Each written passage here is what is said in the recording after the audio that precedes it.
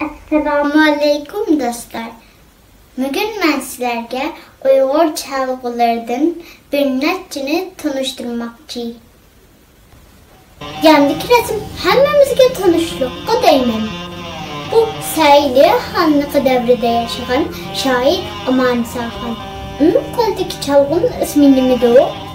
O da mən sizlərə tanıştırmaqçı olan Satar. Satar Uyğurların kamança bilen çaldığın çalgılardan biri bulup şekli tembuğa oxşab gididu. Yettidən 13 kişi tarif oludu. Üçmə ya ki örük yağıcıda yazılıdı. Avazı nəhayət yaxındı.